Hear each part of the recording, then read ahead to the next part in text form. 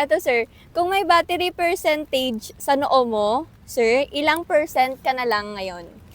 Ngayon siguro 60%. Yeah.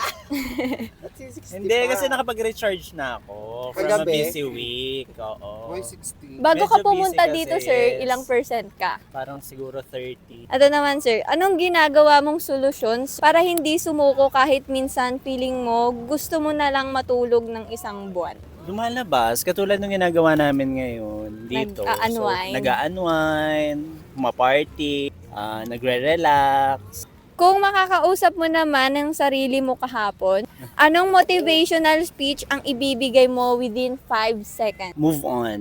Move. Gumalaw ka. Kailangan mong kumilos, gumalaw, at magpatuloy. Oh.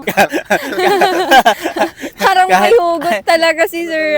Wala naman, kaya lang siguro ganun lang. Kailangan mo talagang, at the end of the day, kailangan mo laging mag-move on sa mga ginagawa mo. Kung nai-stress ka, quiet quitting, mga ganun. Yes. Kung bibigyan ka ng super strength, anong gagawin mo? Maligo sa umaga or baguhin ang buhay mo? Parang hindi naman super strength yung maligo sa umaga. Baguhin na lang yung buhay ko. Magpayaman tayo, no? Yes.